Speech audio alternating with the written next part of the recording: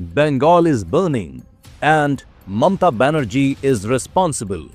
If this is democracy, then what does dictatorship look like? Because in West Bengal today, free speech leads to arrests. Elections lead to violence. Hindus face lathi charge. Women are lectured instead of protected. Industries have all but fled. And institutions are attacked the moment they ask questions. This is not coincidence. This is not chaos. This is the Mamata Banerjee model. It always begins the same day, with intolerance toward criticism. In West Bengal, a professor and cartoonist, Ambikesh Mahapatra, was arrested for circulating a cartoon on Mamata Banerjee, not for violence or hate, but for a cartoon. Police was sent to make an example of him. The message was simple: mock the chief minister and the state will come knocking. Years later, the court had to step in and order compensation. That order said what the government never would, that arresting Ambikesh was abuse of power. When a government is scared of satire and can't stand the public's freedom of expression, democracy is already bleeding. And this kind of authoritarian control never stops at politics. It seeps into culture. In Mamata Banerjee's Bengal, even devotional expression is unsafe. A renowned singer was heckled and physically harassed on stage simply for singing a devotional song. She was told to sing something secular instead. Let that sink in. A performer attacked for expressing faith in the name of tolerance. That's not secularism, but selective suppression. A state where Hindu expression needs approval is not progressive.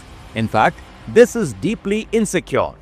And when this insecurity sits in power long enough, it turns violent. Look at Murshidabad. Protests over the Waqf law turned violent. Homes were vandalized, shops were looted, people were killed. A father and son were hacked to death. These are not allegations, these are convictions. And yet, the urgency from the state was missing.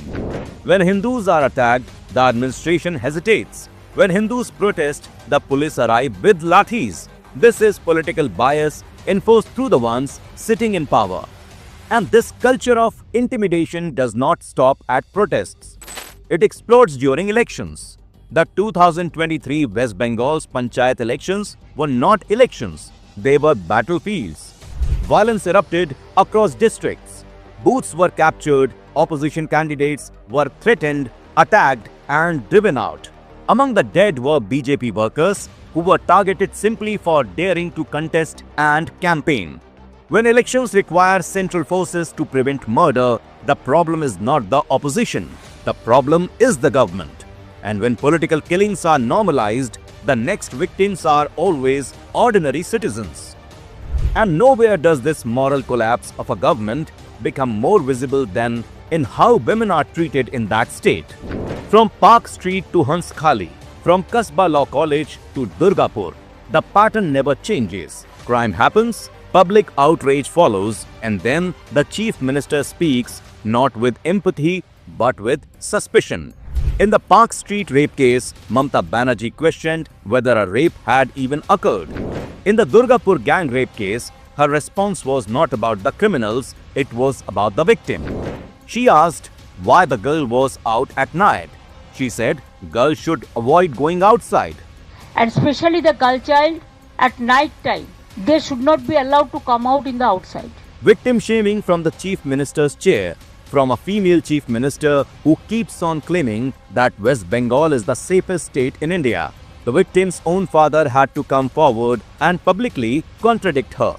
In Bengal today, women are not just unsafe, they are made to feel responsible for the crimes committed against them.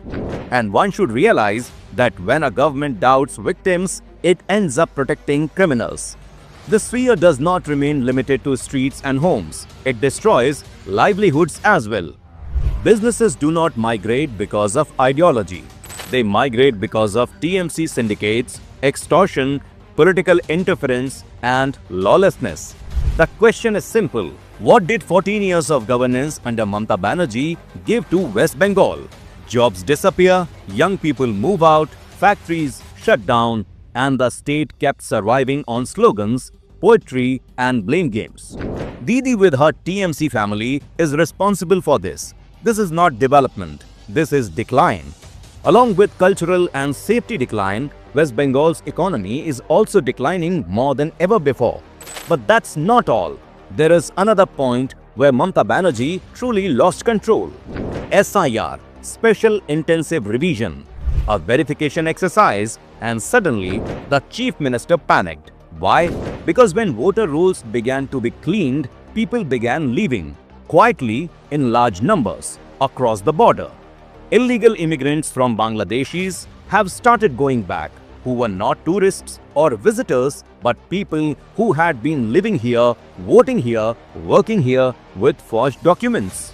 And again, the same districts appear. North 24 Parganas, South 24 Parganas, the same areas, the same pattern. This is not coincidence. This is demographic manipulation. And that is why SIR terrifies this government. Because SIR does not listen to speeches. It checks documents, it identifies the infiltrators and protects the citizens of India. Under Mamata's rule, where infiltration was allowed to flourish, Bengal's own people paid the price. Between 2016 and 2023, the state lost around 3 million informal jobs. 3 million livelihoods destroyed, not because Bengalis stopped working, but because syndicates and political patronage crushed honest opportunity. Who controls sand mining? Who controls coal? Who controls construction, transport, local real estate? Every investigation, every ground report points to the same truth that this is political business, and when syndicates rule, honest workers starve. Every few months, a new scandal surfaces. Corruption in Bengal is not an allegation anymore. It has become a pattern. Sharda, Rose Valley, thousands of families lost their life savings. Dreams were destroyed and people were pushed into poverty. Then came Narda. Cash for favor was caught on camera. Senior leaders were seen accepting money openly. This was not hearsay. This was literal evidence. Yet accountability never reached the top, and this is why new scams keep emerging. Teacher recruitment scams, municipal scams, land scams, coal scams. TMC's governance in West Bengal is absolutely based on corruption. Suppress speech, control culture, intimidate Hindus, blame women, drive out industry, protect infiltrators, peer verification, and attack institutions. This is not governance, this is control. SIR is not anti-poor, it is anti-fraud. It is not a threat to Bengalis. In fact, it is to protect them. For the first time, the system is being audited in West Bengal. And that is why Mamata Banerjee is afraid, because audits terrify those who have something to hide. West Bengal is burning, but this time, the truth is not backing down.